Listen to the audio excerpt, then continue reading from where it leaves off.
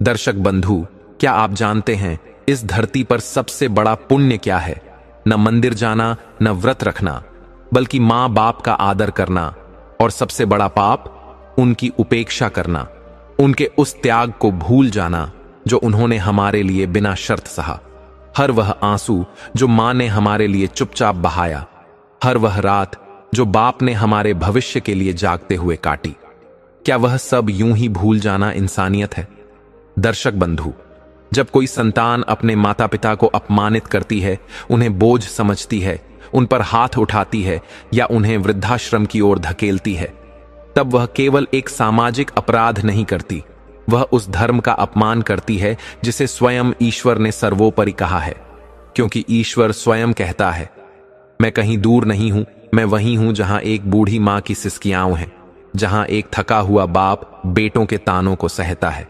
और जब उन मां बाप को सताया जाता है तो ईश्वर भी मौन नहीं रहते, वे न्याय करते हैं और उस संतान को 3 प्रकार के दंड देते हैं। पर उस दंड की आहट इतनी गूढ़ होती है कि जब तक इंसान समझे, वह बहुत कुछ खो चुका होता है। तो आइए आज हम एक कथा के माध्यम से जानेंगे वो 3 रूप जिनमें ईश्वर माता पिता के अपमान का प्रतिशोध स्वयं लेते हैं और मानव जीवन की नींव को झकझोर कर रख देते हैं। लेकिन आगे बढ़ने से पहले आपसे हाथ जोड़कर नहीं, सच्चे हृदय से एक विनम्र निवेदन है, थोड़ा ठहरिए और आत्मा से यह बात सुनिए। गरुड़ पुराण में कहा गया है, जो व्यक्ति धर्म, ज्ञान या कथा को अधूरी छोड़ देता है, वह अनजाने में पाप का भागी बनता है। क्योंकि अधूरी कथा केवल कथा नहीं रहती, वह अधूरी आहुति के समान होती है जो यज्ञ को अपूर्ण बना देती है और पुण्य की जगह पाप में बदल जाती है। इसलिए आपसे हाथ जोड़कर निवेदन है, कृपया इस वीडियो को अंत तक अवश्य देखें, क्योंकि यह केवल एक कहानी नहीं बल्कि जीवन के सबसे गहरे रहस्यों को उजागर करने वाली सत्य कथा है। और यदि आप एक सच्चे सनातनी हैं, यदि आपके हृदय में धर्म के प्रति भक्ति है, तो इस पवित्र प्रयास को अपना आशीर्वाद दीजिए।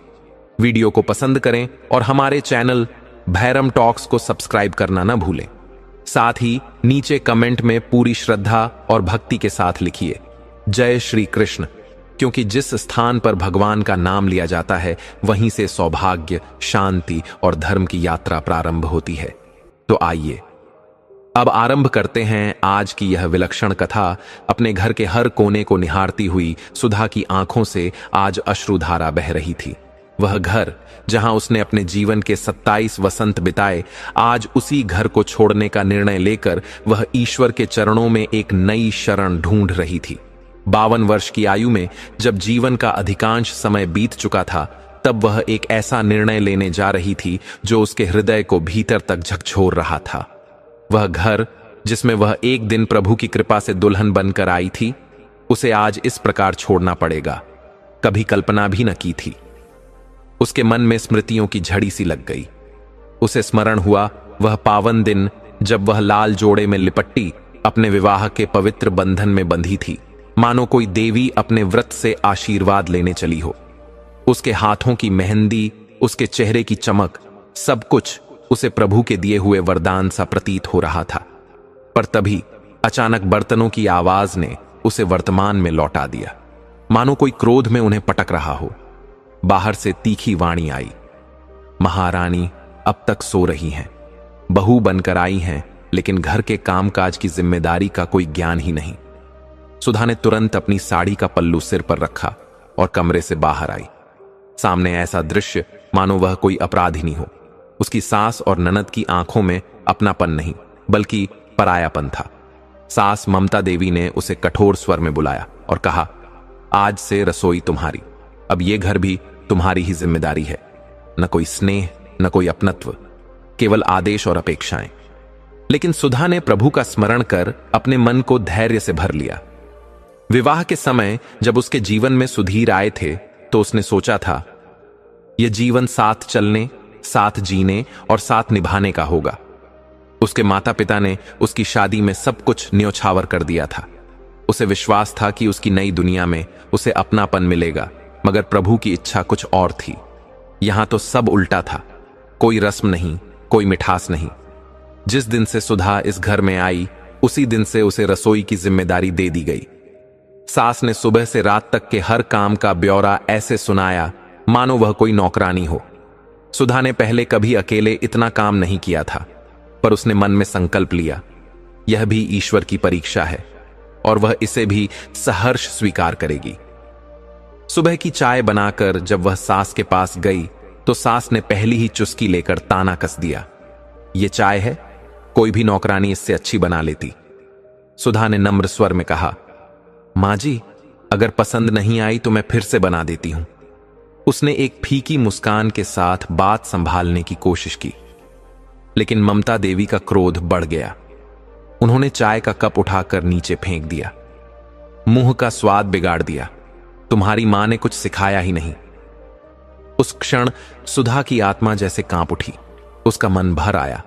वह समझ चुकी थी, यह जीवन अब केवल सेवा, त्याग और सहनशीलता की साधना बन गया है। सास ममता देवी एक कठोर हृदय की स्त्री थीं, जिनके लिए बहू का मतलब था एक ऐसी स्त्री जो दिन रात काम करती रहे पर एक शब्द भी शिकायत न करे।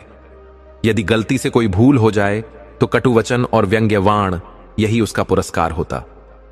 हमारे तो भाग ही फूट गए। ऐसी बहू मिली जिसे कुछ नहीं आता, पढ़ाई भी की पर कुछ सीखा नहीं। सुधीर ने तो बहुत बड़ा पाप कर दिया इसे चुनकर। ऐसे ऐसे वाक्य सुधा के मन को हर दिन घायल करते रहे। सुधा की ननद रेखा, जो उम्र में उससे छोटी थी, उसने भी जैसे सुधा को हर कदम पर परखा।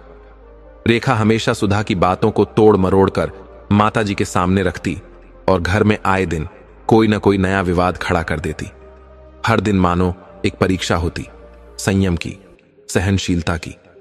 एक दिन पास की एक पड़ोसन घर आई, बातचीत करते हुए हंसते हुए बोली, ममता जी, अच्छा किया आपने बेटे की शादी करके आधा बोझ हल्का कर लिया। अब बेटी की शादी की तैयारी भी कर लो, बहू आ गई है, घर खाली नहीं लगेगा बेटी की विदाई के बाद। इतना सुनते ही सुधा, जो सब बातों में प्रेम ही ढूंढती थी, मुस्कुराकर धीरे से बोल पड़ी, हां आंटी जी, अच्छा रिश्ता मिलेगा तो रेखा की शादी भी जल्दी हो जाएगी। अब तो उसकी भी उम्र हो चली है। पर न जाने क्यों रेखा इस बात से जल उठी। उसकी आंखों में आग सी जलने लगी और ममता देवी को भी यह बात जैसे कांटे की तरह चुभ गई। बस फिर क्या था, उस एक मासूम बात को लेकर इतना बड़ा तूफान खड़ा हो गया कि उसी पड़ोसन के सामने सुधा को अपमान का घूंट पीना पड़ा। ममता देवी ने तीखे स्वर में कहा, बहू, अपनी औकात में रहो। मेरी बेटी की शादी कब होगी इसका निर्णय तुम नहीं करोगी। तुम्हारी हैसियत नहीं कि हमारे घर के फैसलों में दखल दो।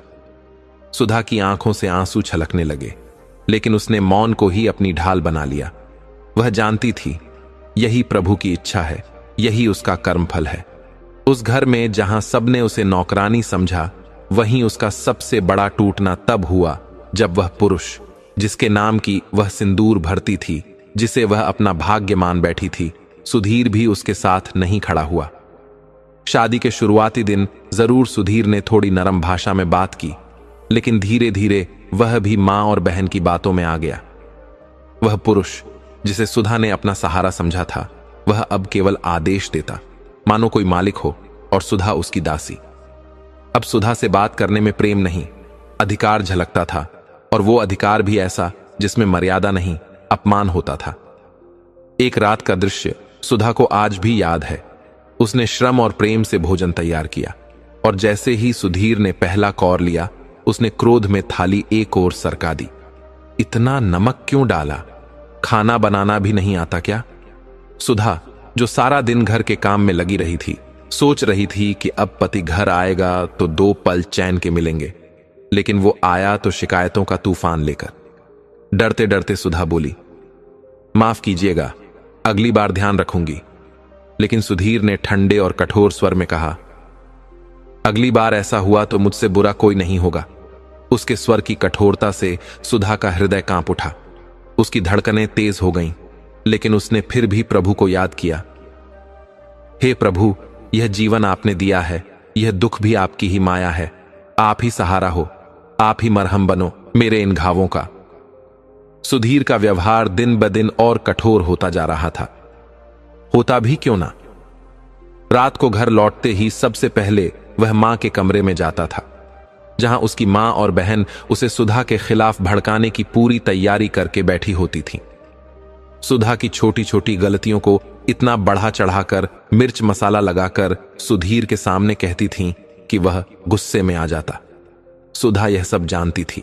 एक दिन उसने सोचा कि वह अपने पति से बात करेगी, लेकिन जैसे ही उसने बोलना शुरू किया, सुधीर ने डांटते हुए कहा, क्या मतलब है तुम्हारा?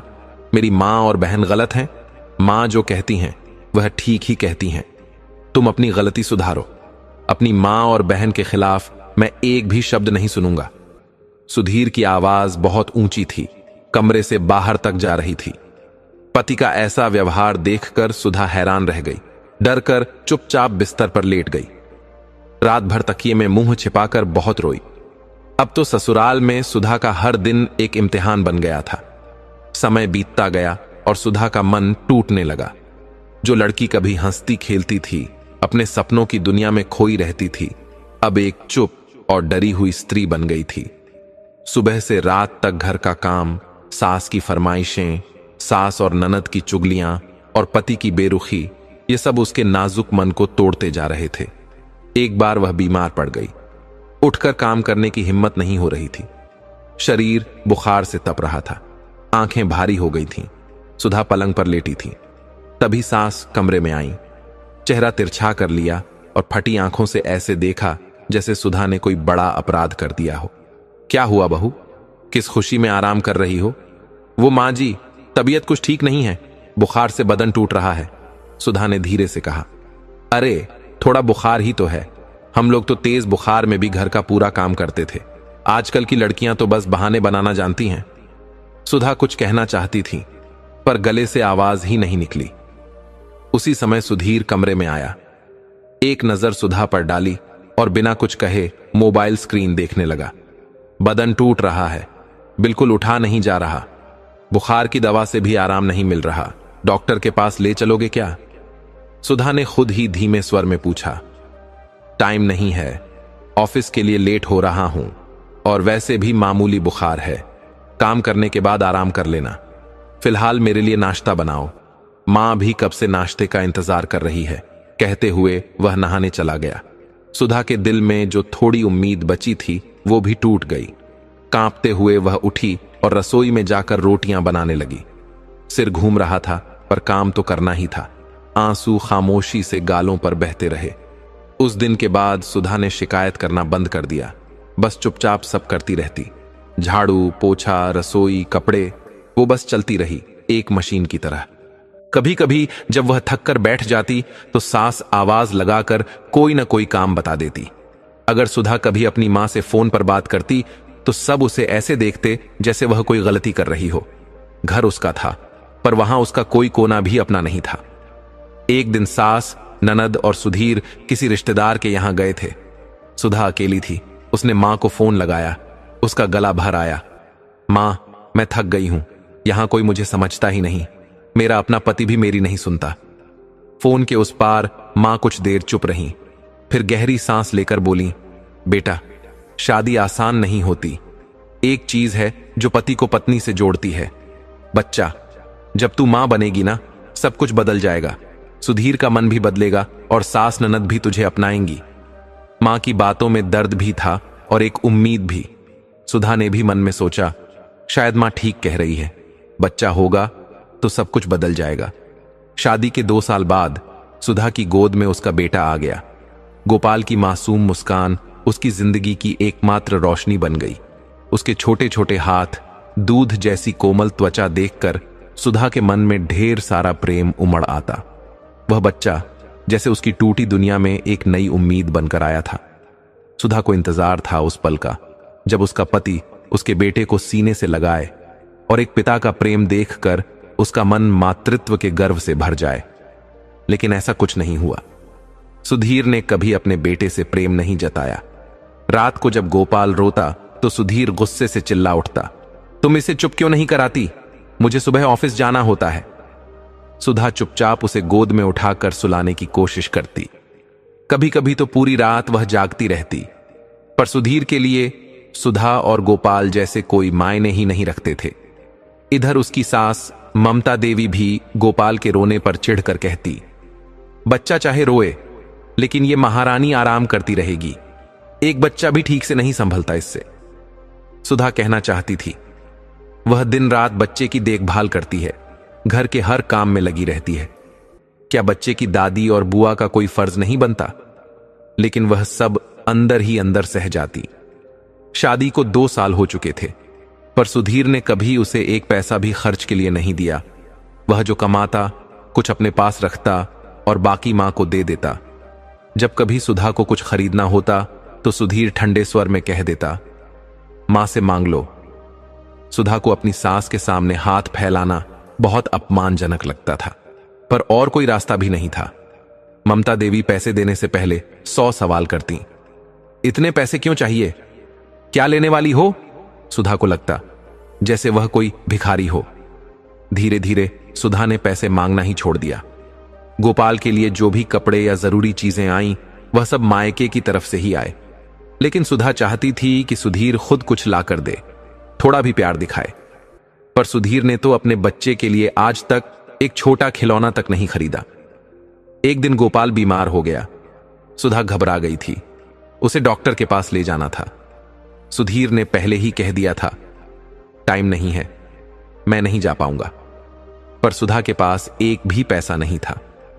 उसने हिम्मत करके सुधीर से कहा, गोपाल को डॉक्टर के पास ले जाऊं? बस दवाई के लिए कुछ पैसे दे दो।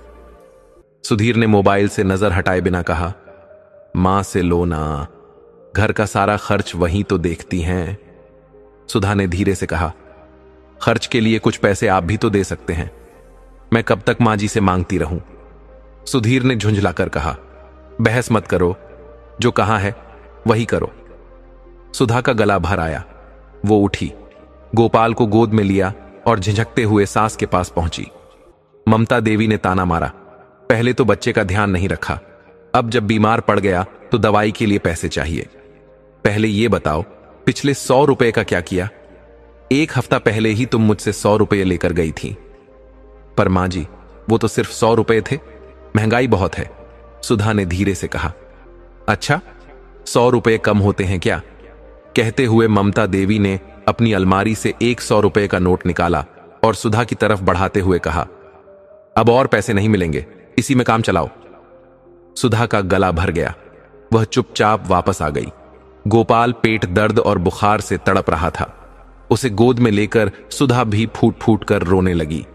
सास ने 100 रुपए का नोट देकर उसे जैसे अपमान का एहसास करा दिया था। लेकिन सुधा अब बैठने वाली नहीं थी। गोपाल की सांसें तेज चल रही थीं और एक मां के लिए उसका बच्चा उसकी पूरी दुनिया होता है। वो चुपचाप अपने कमरे में गई, अलमारी खोली, एक छोटा सा लॉकर निकाला, उसमें से एक सोने की अंगूठी निकाली जो उसकी मां ने शादी के समय दी थी। इतने में गोपाल फिर से रोने लगा। सुधा ने उसे गोद में उठाया और प्यार से बोली, ना बेटा, रो मत, तू जल्दी ठीक हो जाएगा। उसने गोपाल के माथे को चूमा और घर से बाहर निकल पड़ी। सुधा तेज कदमों से सुनार की दुकान की ओर बढ़ी। धूप तेज थी। रास्ते में गर्मी से गोपाल और ज्यादा बेचैन हो गया। सुनार ने अंगूठी को देखा और बोला, 5000 रुपये मिलेंगे। सुधा एक पल को रुकी, पर गोपाल की हालत ने उसे मजबूर कर दिया। उसने बिना कुछ कहे पैसे ले लिए और सीधा डॉक्टर के पास पहुंची। डॉक्टर ने गोपाल का चेकअप किया, कुछ जांच करवाई। शाम को दवाई लेकर सुधा घर लौटी। रात भर वह गोपाल के पास बैठी रही, उसके माथे पर गीली पट्टियां रखती रही। सुबह होते होते गोपाल का बुखार थोड़ा कम हो गया और उसकी मुस्कान देखकर सुधा के मन को शांति मिली। समय बीता और गोपाल 1 साल का हो गया। अब रेखा की शादी की तैयारियां शुरू हो गई थीं। ममता देवी ने अपनी बेटी के लिए कोई कमी नहीं छोड़ी। महंगे गहने, सुंदर कपड़े और शादी का हर खर्च बिना रुके किया गया। सुधा को दुख हुआ। जिस घर में गोपाल की दवाई के 500 रुपए भी भारी लगते थे, वहीं रेखा की शादी पर लाखों रुपए बिना गिने खर्च किए जा रहे थे। रेखा की शादी की तैयारियों से घर रौनक से भर गया था। सुधा चुपचाप अपना काम करती रही, जो भी सेवा करनी होती वह करती रही। शादी का दिन करीब आया। घर में मेहमान आने लगे। हर ओर हंसी, बातें और खुशी का माहौल था। हॉल में मेहमान बैठे थे। ममता देवी सबके बीच रेखा की खूब तारीफें कर रही थी। क्या बताऊं, मेरी रेखा तो हर काम में निपुण है, खाना बनाना, सिलाई, घर संभालना, सब कुछ जानती है। जिस घर में जाएगी उसे स्वर्ग बना देगी। साथ बैठी मामी जी ने तुरंत कहा, हां भाई, हमारी रेखा तो हीरा है, घर की रौनक है। उनकी आवाज में गर्व था। सभी मेहमान मुस्कुरा रहे थे और सिर हिला रहे थे। सुधा उस वक्त चाय की ट्रे लेकर आ रही थी। उसने गोपाल को पास के झूले में सुला दिया था ताकि काम के साथ साथ उसे भी देख सके। उसी समय घर का फोन बजा। सुधा ने फोन उठाया।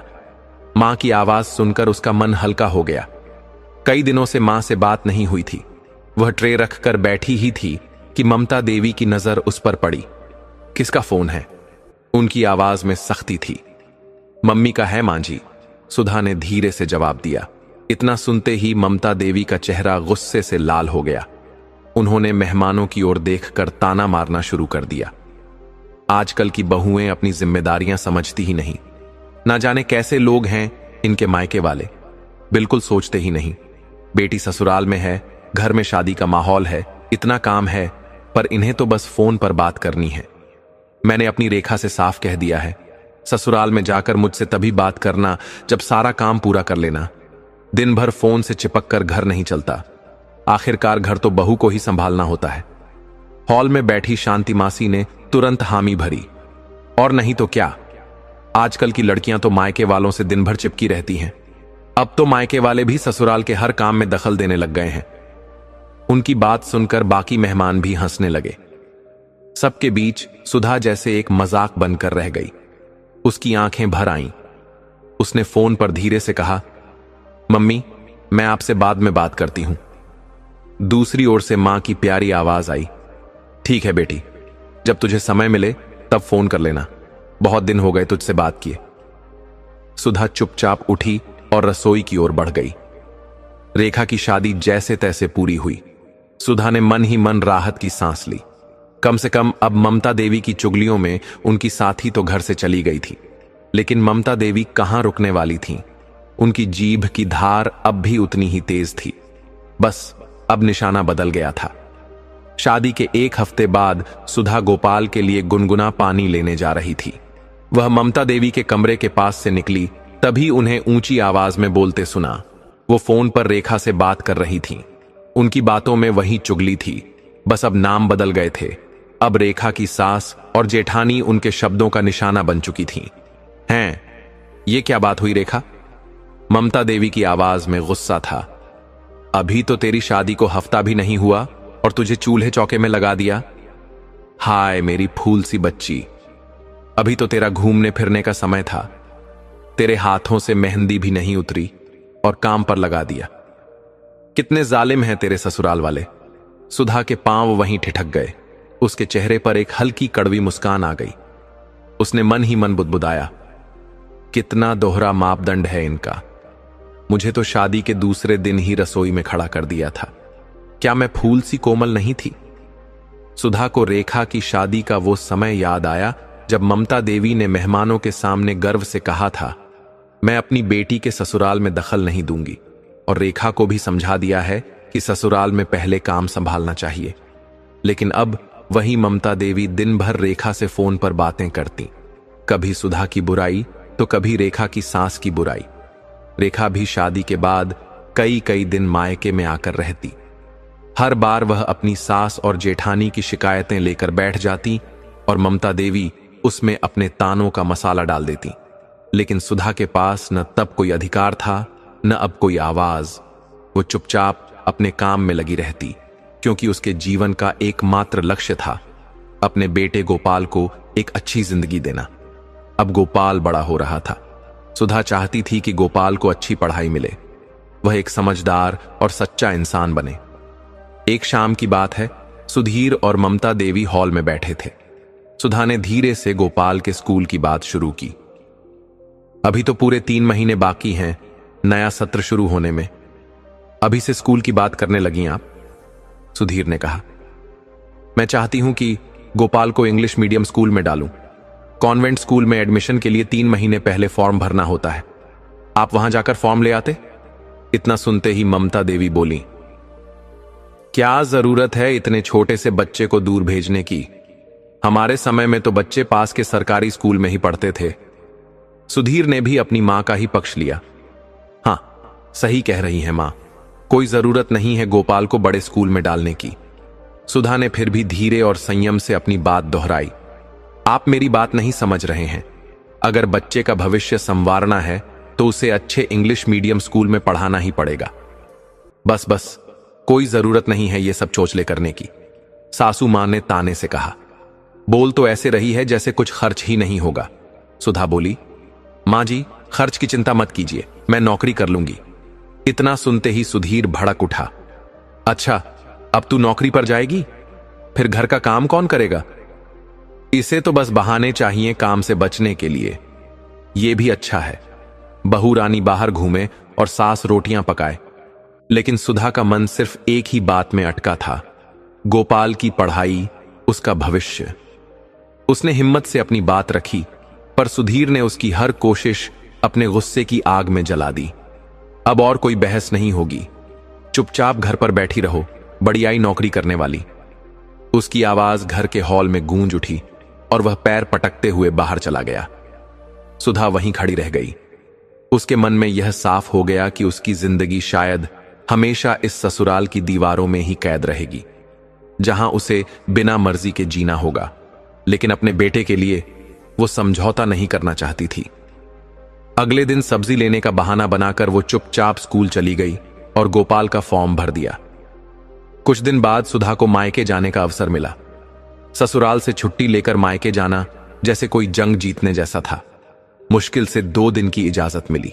मां बाप से मिलकर उसका मन हल्का हो गया। उनके प्यार और अपनापन से उसे कुछ पल की आजादी का एहसास हुआ। लेकिन असली सुकून तब मिला जब वह अपनी बचपन की सहेली सीमा से मिली। सीमा का मायका भी पास ही था और वो भी गर्मियों की छुट्टियों में आई थी। दोनों सहेलियां साथ बैठीं और बचपन की बातें करने लगीं। गली में दौड़ना, स्कूल के दिन, छुपन छुपाई, हर बात पर दोनों हंसती रहीं। सुधा का मन कुछ पल के लिए फिर से वही बेफिक्र लड़की बन गया, लेकिन दिल के भीतर कहीं एक आवाज थी कि यह आजादी बस कुछ पलों की है। कैदी को आखिर कैद में लौटना ही पड़ता है। ये सोचते ही उसका चेहरा थोड़ा उदास हो गया। सीमा ने उसकी उदासी देख ली। क्या हुआ सुधा, तू इतनी चुप क्यों है? सुधा ने हल्की मुस्कान दी और बात टालने की कोशिश की, लेकिन सीमा ने जिद कर ली। अपनी सहेली से क्या छुपाना? आखिरकार सुधा का मन भर आया। उसने अपनी सारी बात कह दी और रोते हुए बोली, अगर मैं खुद कमाती तो कम से कम अपने बच्चे का भविष्य बना पाती। सीमा मुस्कुराई और बोली, तो फिर बाहर क्यों जाना? तू घर में रहकर बच्चों को ट्यूशन पढ़ा। तुझे तो पढ़ाई में अच्छा अनुभव है। हिंदी, गणित, अंग्रेजी, हर विषय में तू अव्वल थी। घर से बाहर भी नहीं जाना पड़ेगा और बच्चे की देखभाल भी होती रहेगी। सुधा ने उदास स्वर में कहा, बात तो ठीक है, लेकिन अगर ससुराल वालों को इस पर भी आपत्ति हुई तो? घर वाले तो हर बात पर बवाल कर देते हैं। सीमा ने उसका हाथ पकड़ लिया। देख सुधा, अगर तू ऐसे ही सोचती रही तो कुछ नहीं कर पाएगी। डर कर जीना छोड़ दे। अगर तुझे अपने बेटे का भविष्य बनाना है तो तुझे पहले खुद को खड़ा करना होगा। किसी से उम्मीद मत रख। सुधा की आंखों में चमक आ गई, लेकिन अगले ही पल वो बोली, अगर मैं असफल हो गई तो? सीमा ने हंसते हुए कहा, सुधा, तू शुरुआत तो कर। सफलता भी उन्हीं को मिलती है जो कोशिश करते हैं। 2 दिन बाद जब सुधा मायके से ससुराल लौटी, उसने मन में हिम्मत जुटाई और एक दिन ममता देवी से धीरे से कह दिया, मां जी, मैं अब घर में रहकर बच्चों को ट्यूशन पढ़ाना चाहती हूं। ममता देवी की भौहें तन गईं, चेहरा गुस्से से लाल हो गया। ट्यूशन? ये क्या नया ड्रामा है? उनकी आवाज में तीखापन था, लेकिन सुधा ने शांत स्वर में कहा, मां जी, बस कुछ घंटे शाम को बच्चों को पढ़ा लूंगी। इससे घर के काम में कोई रुकावट नहीं आएगी। गोपाल की देखभाल भी वैसे ही होगी जैसे अब तक होती आई है। ममता देवी विरोध करना चाहती थीं, लेकिन उन्हें कोई सीधा कारण नहीं मिला, इसलिए वे चुप रह गईं। सुधा चुपचाप अपने कमरे में आ गई। उसके मन में शांति थी, क्योंकि ये उसकी पहली छोटी सी जीत थी। उस समय रेखा मायके में थी। शादी के बाद भी वह घर के हर मामले में दखल देती रहती थी। एक दिन जब सुधा रसोई में काम कर रही थी, रेखा ममता देवी से धीरे से कहने लगी, मां, आपने भाभी को ट्यूशन पढ़ाने से मना क्यों नहीं किया? अगर उसके हाथ में पैसे आ गए तो फिर ये अपनी मर्जी से चलेगी, फिर आपकी कोई नहीं सुनेगा। ममता देवी ने चतुराई से मुस्कुराते हुए कहा, अरे मैंने कोई कच्ची गोलियां नहीं खेली हैं। घर का सारा काम इससे ही करवाऊंगी। शाम तक थक कर चूर हो जाएगी। 1 महीने में ही पैसा कमाने का भूत उतर जाएगा। ममता देवी ने मन में चाल चल ली थी। पहले जो छोटे मोटे काम करती थीं, जैसे सब्जी काटना, कपड़े तय करना, अब उन्होंने वह भी छोड़ दिया। अब सुधा को सुबह से लेकर शाम तक, रसोई से लेकर सफाई तक सब कुछ अकेले ही करना पड़ता था। शाम को 2 घंटे वह बच्चों को पढ़ाती, फिर वापस रसोई में जुट जाती। वह जानती थी यह सब इसीलिए हो रहा है कि वह थक कर ट्यूशन छोड़ दे, लेकिन सुधा हार मानने वालों में नहीं थी। उसने पूरे मन और तन से अपने काम में लगन बनाए रखी। धीरे धीरे उसके स्टूडेंट्स की संख्या बढ़ने लगी। बच्चों को उसका पढ़ाना अच्छा लगने लगा। उनके माता पिता भी उसकी तारीफ करने लगे। 1 महीने बाद जब पहली बार ट्यूशन की फीस हाथ में आई तो उसकी आंखों में खुशी से चमक आ गई। उसने हिसाब लगाया, यह रकम गोपाल की किताबों, कपड़ों और पढ़ाई के लिए काफी थी। उसने मन ही मन ठान लिया, चाहे कुछ भी हो जाए, अब पीछे नहीं हटूंगी।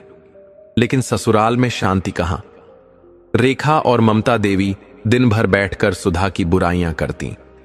देखो, अब तो ट्यूशन के चक्कर में घर का काम भी नहीं करती, रेखा ने एक दिन सुधीर से कह दिया। ममता देवी ने भी तुरंत हामी भर दी। हां, गोपाल को भी ठीक से नहीं संभालती। सुधीर, जो पहले ही अपनी मां और बहन की बातों में आ जाता था, गुस्से में चिल्ला उठा, सुधा, ये क्या तमाशा है? ट्यूशन के चक्कर में घर का काम बिगाड़ रही हो। बंद करो ये सब, वरना अच्छा नहीं होगा। सुधा ने शांत लेकिन दृढ़ स्वर में कहा, सुधीर, मैं घर का सारा काम कर रही हूं। गोपाल की देखभाल में कोई कमी नहीं है। ट्यूशन में खाली समय में देती हूं। मुझे नहीं लगता कि अब किसी को इससे कोई परेशानी होनी चाहिए। सुधीर ने भौहें चढ़ाईं, पर सुधा की आंखों में जो आत्मविश्वास था, उसका कोई जवाब उसके पास नहीं था। वह बड़बड़ाते हुए कमरे से बाहर चला गया। अब सुधा के कदम डगमगाने वाले नहीं थे। उसे अपने रास्ते पर चलने का एक शांत लेकिन मजबूत जुनून मिल चुका था। वह जानती थी यह राह कठिन है, लेकिन सच्ची है। उसकी मेहनत से कमाया हुआ पहला पैसा उसके लिए सिर्फ पैसा नहीं था, बल्कि भगवान द्वारा भेजा गया पहला आशीर्वाद था। कुछ दिन बीत गए। सुधा ने जिस स्कूल में गोपाल के दाखिले के लिए फॉर्म भरा था, उस स्कूल में अब दाखिले का समय आ गया था। सुधा ने यह बात धीरे से सुधीर से कही। सुधीर की भौहें तन गईं। वो कुर्सी पर झटके से बैठ गया और गुस्से में बोला, बस वही पुरानी रट लगाए रखती हो। मैंने एक बार साफ साफ मना कर दिया था ना कि उस स्कूल में दाखिला नहीं होगा। घर में और भी खर्चे हैं।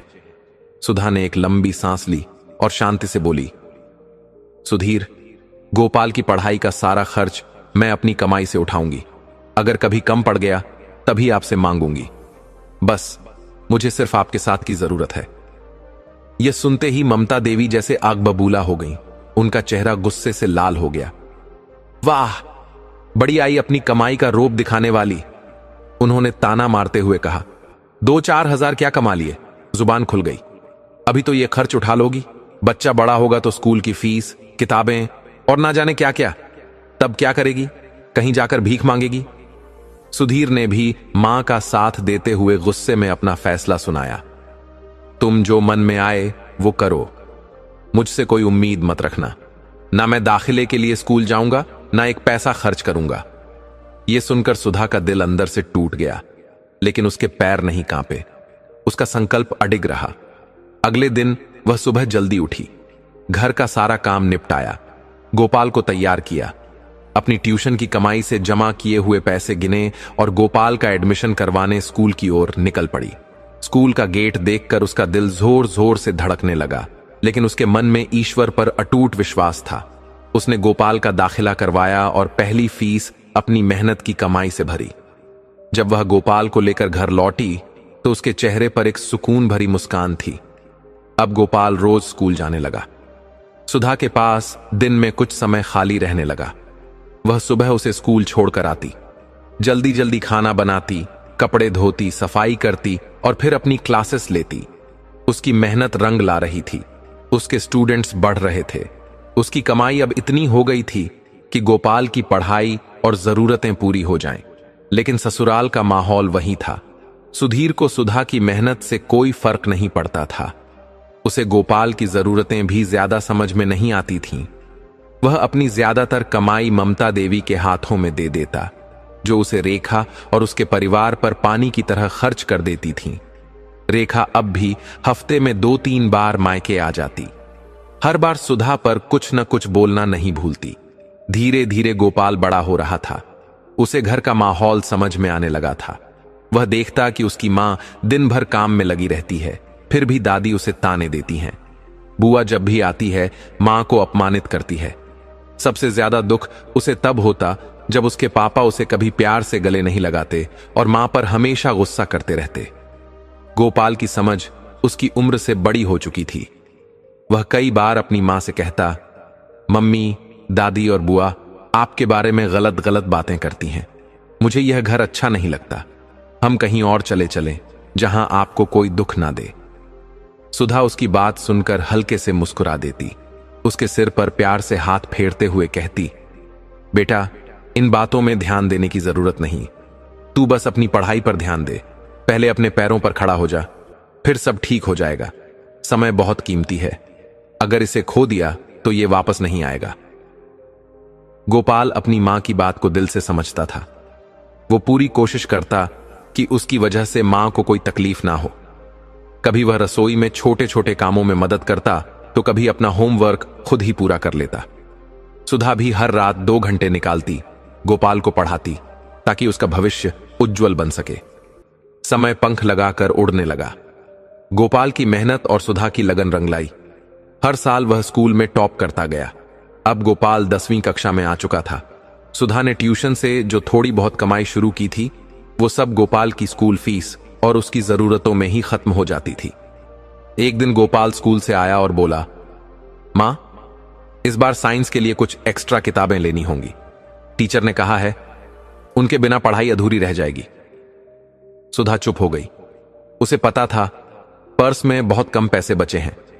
शाम को बहुत सोचने के बाद उसने सुधीर से धीरे से कहा, गोपाल को कुछ किताबें लेनी हैं, अगर कुछ पैसे मिल जाते तो। सुधीर ने कड़क आवाज में कहा, क्यों? जब कमाने लगी थी तो कहा था ना कि सब खुद कर लेगी। अब क्यों आई मेरे पास? मैंने तो पहले ही दिन कह दिया था। मुझसे एक पैसे की भी उम्मीद मत करना। अब मांगो भीख बाहर जाकर। मेरे पास फूटी कौड़ी नहीं है इन फालतू खर्चों के लिए। गोपाल दरवाजे पर खड़ा सब सुन रहा था।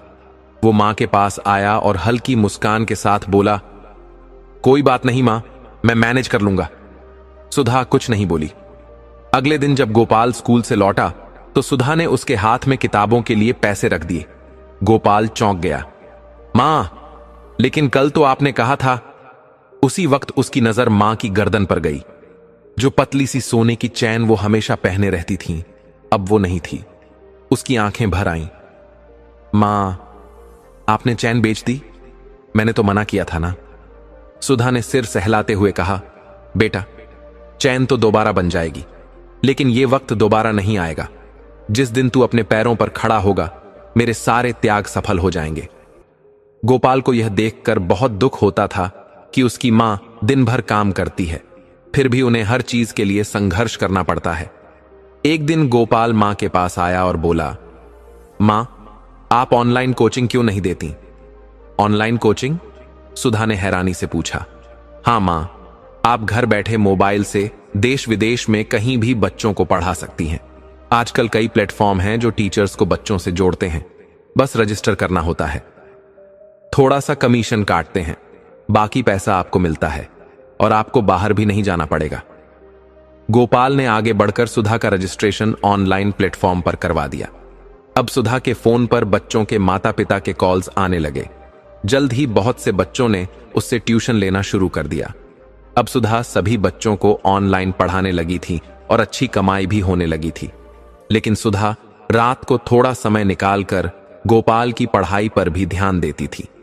फिर आया वह शुभ दिन जब गोपाल का 10वीं का रिजल्ट आया। 10वीं की परीक्षा में जब गोपाल ने पूरे जिले में पहला स्थान पाया तो सुधा ने उसे गले से लगा लिया।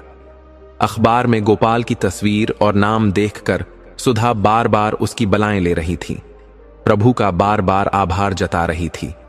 लेकिन वो सुधीर, जो कभी गोपाल की पढ़ाई के लिए एक पैसा भी नहीं देता था, अब रिश्तेदारों के बीच गर्व से कहता फिरता, गोपाल ने 10वीं में टॉप किया है।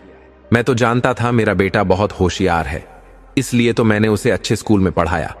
ममता देवी भी पीछे नहीं थीं।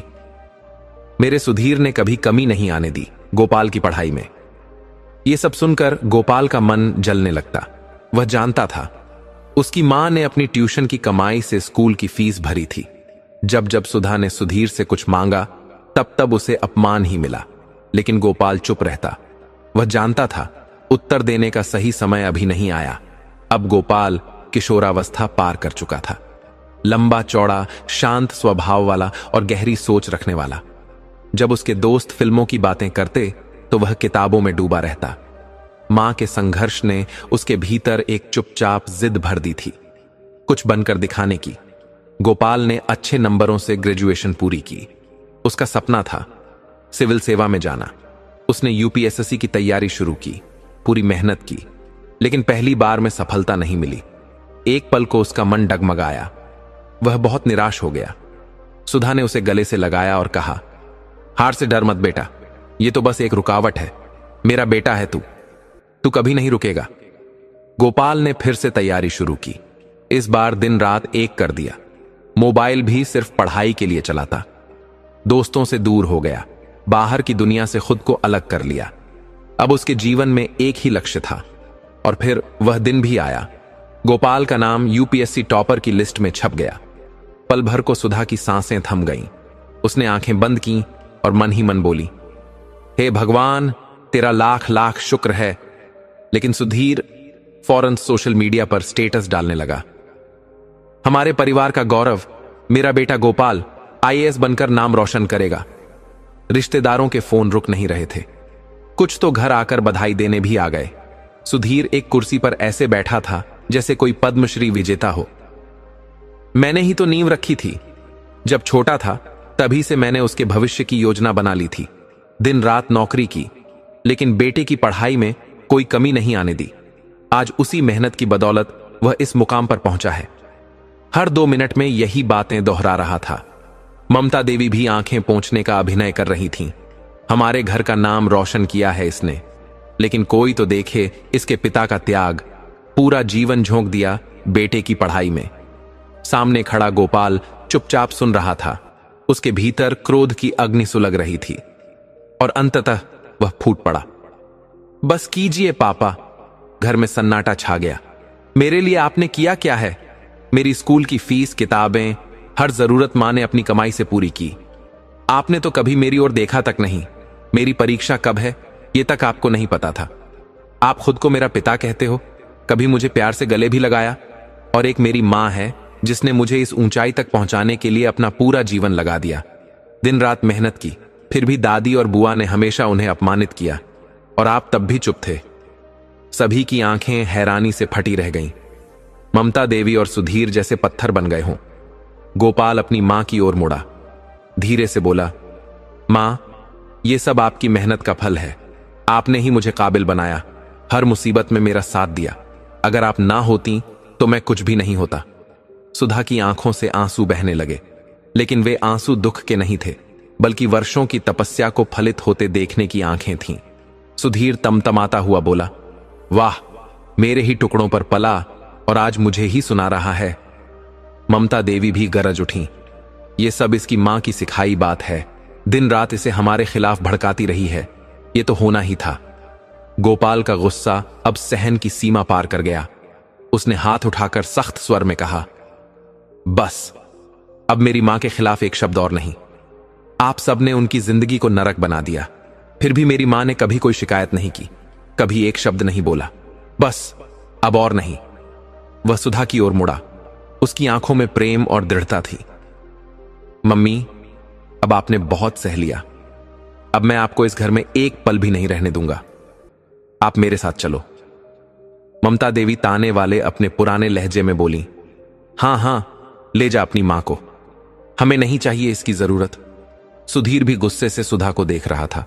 उसे लगा अब सुधा अपने बेटे की तरफ से झुककर माफी मांगेगी, लेकिन सुधा जो 27 साल से इस घर की चार दीवारी में चुपचाप बंधी रही, अब पूरी तरह थक चुकी थी। तानों, तिरस्कार और अपमान की लंबी तपस्या ने उसे भीतर से खोखला कर दिया था।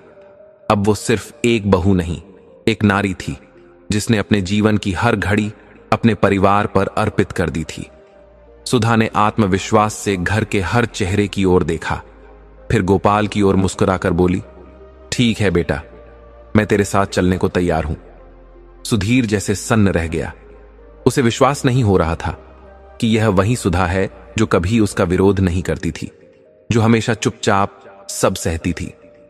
सुधा ने अपना छोटा सा बैग उठाया। गोपाल ने उसका हाथ थामा। दोनों घर की चौखट की ओर बढ़ने लगे। उस पल सुधा का दिल जोर से धड़क रहा था, लेकिन उसने पीछे मुड़कर नहीं देखा। जैसे ही उन्होंने चौखट पार की, सुधा को लगा जैसे 27 साल की कैद से आज उसे मुक्ति मिल गई हो। अब सुधीर को घर खाली खाली सा लगने लगा। वह अकेले कमरे में बैठकर आंसू बहाने लगा। ममता देवी, जिन्होंने 80 साल की उम्र देख ली थी, अब असमर्थ थीं कोई भी काम करने में। उनकी बेटी रेखा, जो कुछ दिनों से मायके में ही थी, बुझे मन से रात का खाना बना रही थी, लेकिन तुनक कर बोल पड़ी, अगर मुझे ही सब करना है तो फिर मैं अपने ससुराल में क्यों न रहूं, कल सुबह लौट जाऊंगी। ममता देवी पहली बार भीतर से टूट गईं। अब उन्हें एहसास हुआ कि सुधा सिर्फ बहू नहीं थी, वो इस घर की रीढ़ की हड्डी थी, जिसे उन्होंने तानों से, अपमान से तोड़ दिया। वो कांटे जो उन्होंने सुधा के रास्ते में बिछाए थे, असल में अपने ही बुढ़ापे के लिए बोए थे। दर्शक बंधु कथा अभी यहीं खत्म नहीं होती। अभी हम ये भी जानेंगे कि आखिर मां बाप को सताने वाले को ईश्वर कौन से वो 3 प्रकार के दंड देते हैं, जिससे उनकी संतानें कभी उन्हें कष्ट नहीं दे पाती। दर्शक बंधु, मां बाप को सताना केवल एक सामाजिक अपराध नहीं, बल्कि ईश्वर की दृष्टि में एक गंभीर अधर्म है। जो संतानें अपने माता पिता का अपमान करती हैं, उन्हें तिरस्कार से देखती हैं या उन्हें बोझ समझती हैं, वे समझ नहीं पाती कि वे स्वयं अपने जीवन की जड़ें काट रही होती हैं। धर्मशास्त्रों और पुराणों में बार बार इस बात को कहा गया है कि जो संतान अपने माता पिता की सेवा करती है, उसे स्वर्ग लोक की प्राप्ति होती है, और जो उन्हें कष्ट देती है, उसे 3 भयानक दंड मिलते हैं, जिनसे न तो कोई भाग सकता है और न ही समय बीतने पर उनसे मुक्ति मिलती है। दर्शक बंधु, आपका समय नष्ट न करते हुए जानते हैं उन तीनों दंड को। पहला दंड, जीवन में अपार कष्टों का आगमन, जब कोई संतान अपने माता और पिता को तिरस्कार की दृष्टि से देखती है, जब वह उनके वृद्ध होते शरीर को बोझ समझती है, जब उनके अनुभव, उनके प्रेम, उनके त्याग को वह बेकार मानती है, तब ईश्वर मौन नहीं रहता। वह देखता है, सुनता है और प्रतीक्षा करता है कि शायद वह संतान सुधर जाए। परंतु जब वह नहीं सुधरती, तब पहला दंड धीरे धीरे जीवन में प्रवेश करता है, कभी बीमारी बनकर, कभी व्यापार में घाटे के रूप में, कभी मानसिक शांति के ह्रास के रूप में, और कभी रिश्तों की दरार बनकर। जो संतान अपने ही माता पिता को रुला देती है, उसके जीवन में वो ही आंसू बनकर लौटते हैं, लेकिन इस बार वे आंसू भाग्य को धो देते हैं। ईश्वर का यह दंड बहुत ही अदृश्य होता है, क्योंकि वह न तलवार से आता है, न शब्दों से, बल्कि एक अंधकार की तरह भीतर प्रवेश करता है। संतान को लगता है कि वह स्वतंत्र है, वह आधुनिक है, उसके पास सब कुछ है, पैसा, प्रतिष्ठा, शोहरत। लेकिन फिर अचानक एक दिन उसके जीवन में कुछ टूट जाता है। बिना कारण नौकरी चली जाती है, बिना वजह विवाह टूट जाता है, बिना गलती समाज उसे ठुकरा देता है। वह मंदिर जाता है, पूजा करता है, दान करता है, पर कोई सुनता नहीं। क्यों? क्योंकि जब वह अपने घर के मंदिर में खड़े अपने माता पिता की आंखों में सम्मान नहीं देख सका, तो अब ईश्वर भी उसे अपने द्वार पर खड़ा नहीं देखना चाहता। यह दंड उसे तब तक पीड़ा देता है जब तक वह वापस लौटकर अपने उस पिता के चरण नहीं छूता जिसने उसे चलना सिखाया था, या उस मां की गोद में सिर नहीं रखता जिसने उसे रात रात जाग कर पाला था। इसलिए यह दंड किसी एक रूप में नहीं आता। यह जीवन को एक सूखी धरती बना देता है, जहां मेहनत की बारिश भी फसल नहीं उगाती। जब आप अपने माता पिता को दुखी करते हैं, तो केवल उन्हें नहीं, अपने भाग्य को भी दुखी करते हैं। और जब भाग्य रोने लगता है तो कोई उपाय नहीं चलता, कोई ताबीज नहीं, कोई तंत्र नहीं, कोई यज्ञ नहीं, क्योंकि जो यज्ञ सबसे पहले करना था वो आपने छोड़ा था, मां बाप की सेवा का यज्ञ। दर्शक बंधु, ध्यान रखिए, ईश्वर सबसे पहले उस इंसान की सुनता है जिसके आंसुओं में त्याग होता है, और माता पिता के आंसुओं से बड़ा कोई त्याग नहीं। दूसरा दंड, संतान के रूप में दंड का पुनरावर्तन।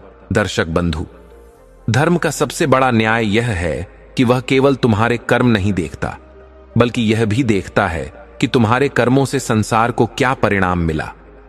जब कोई संतान अपने ही माता पिता का अपमान करती है, उन्हें वृद्धाश्रम भेज देती है, या उन्हें अपने घर के एक कोने में ऐसे रखती है जैसे कोई पुराना सामान, तो यह पाप केवल उस क्षण में सीमित नहीं रहता। यह कर्म एक बीज बन जाता है जो आने वाले समय में उसी संतान के जीवन में अंकुरित होता है, और यही होता है दूसरा दंड। ईश्वर उस पाप को एक चक्र में बदल देता है जिसे तुम जीवन भर झेलते हो अपनी अगली पीढ़ी से।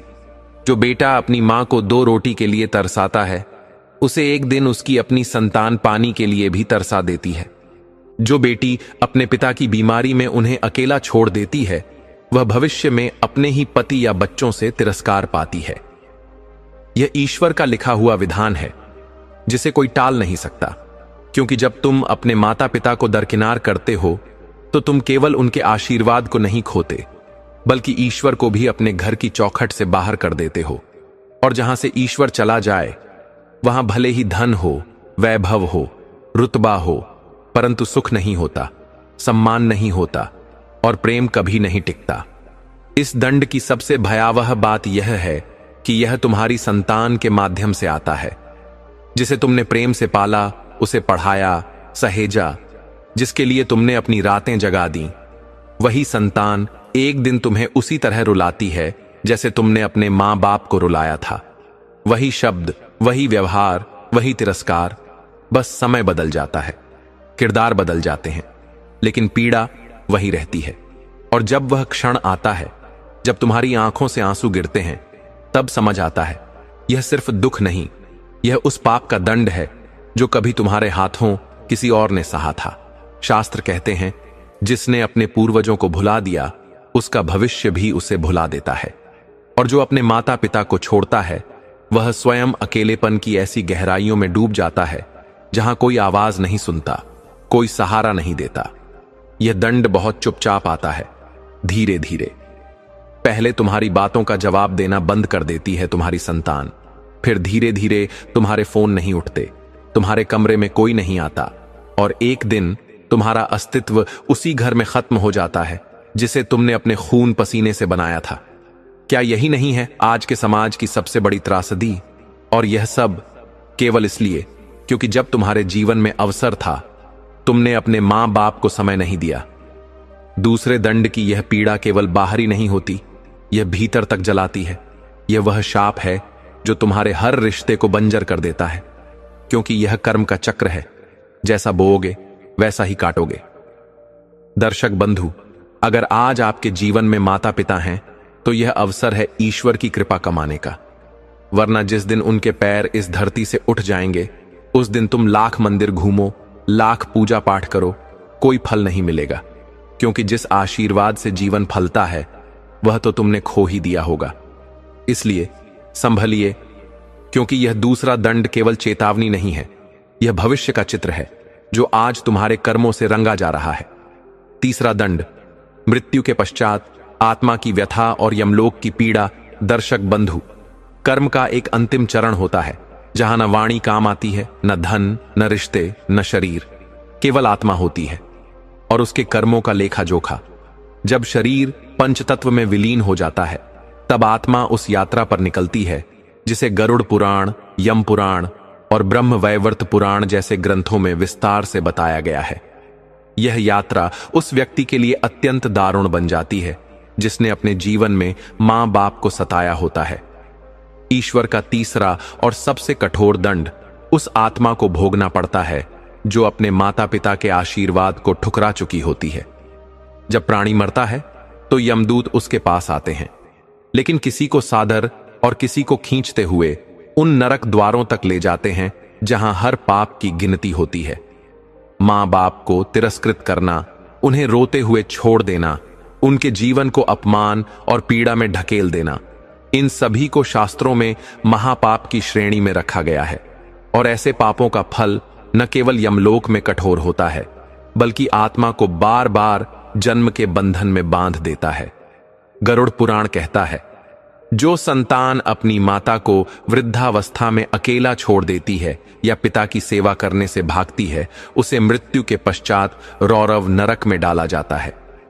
यह नरक उन सबसे भयंकर स्थानों में एक है जहां अग्नि में जलती हुई आत्मा अपने ही कहे हुए अपमानजनक शब्दों को हजारों बार सुनती है, जैसे वे शब्द तीर बनकर उसकी चेतना को बेधते हों। उस आत्मा को उसकी मां की पुकार, उसके पिता की सूनी आंखों की छवि हर पल दिखाई देती है। वह रोती है, चीखती है, लेकिन वहां कोई सुनता नहीं, क्योंकि यमलोक में केवल कर्मों की भाषा समझी जाती है। उस आत्मा को उन गलियों से होकर गुजरना पड़ता है जहां उसे जलते हुए कोयलों पर नंगे पांव चलाया जाता है, जहां उसे उलटे लटकाकर उसके अपने पापों की प्रतिध्वनि सुनाई जाती है। और तब जब वह आत्मा समर्पण करती है, जब वह कहती है, हे प्रभु, मुझसे भूल हुई, मुझे क्षमा करें, तब भी ईश्वर उत्तर देते हैं, मैंने तो तुम्हें मां बाप का रूप देकर भेजा था। जब तू उनकी सेवा न कर सका तो मेरी सेवा क्या करेगा। यह तीसरा दंड केवल एक यातना नहीं, यह आत्मा की चेतना को छिन्न भिन्न कर देने वाला दंड है। और कई बार तो ऐसी आत्माएं पुनः मनुष्य योनि में जन्म भी नहीं ले पाती। उन्हें कीट, पतंग, पशु या विकलांग योनि में भेजा जाता है, ताकि वे अपने ही कर्मों को प्रत्येक श्वास में महसूस कर सकें। यह शाप केवल शरीर को नहीं, आत्मा को भी छूता है। जो लोग सोचते हैं मरने के बाद क्या होता है, उन्हें यह जान लेना चाहिए कि असली न्याय तो मृत्यु के बाद शुरू होता है। ईश्वर साक्षी बनते हैं हर आह की, हर असहाय मां की चुप्पी की, हर बेजुबान पिता की व्यथा की। और जब न्याय होता है तो केवल यही नहीं देखा जाता कि तुमने क्या किया, बल्कि यह भी देखा जाता है कि तुमने क्या नहीं किया जब कर सकते थे। दर्शक बंधु, मां बाप केवल शरीर नहीं, वे आत्मा का ऐसा स्तंभ होते हैं जिनके सहारे तुम्हारा भाग्य टिका होता है। उन्हें ठुकराकर तुम केवल उनका हृदय नहीं तोड़ते, बल्कि उस पुल को गिरा देते हो जिस पर चलकर तुम्हारी आत्मा ईश्वर तक पहुंच सकती थी। दर्शक बंधु, अगर इस कथा ने आपके हृदय को स्पर्श किया हो, अगर आपको यह लगा हो कि ये शब्द केवल किसी और की कहानी नहीं, बल्कि हमारे समाज की, हमारे घरों की सच्चाई है, तो इसे यहीं मत रुकने दीजिए। इसे अपने बच्चों तक पहुंचाइए, अपने परिवार के उन लोगों तक भेजिए जिन्हें यह याद दिलाना जरूरी है कि मां बाप भगवान का रूप होते हैं और उनका तिरस्कार स्वयं ईश्वर के दरवाजे बंद कर देता है।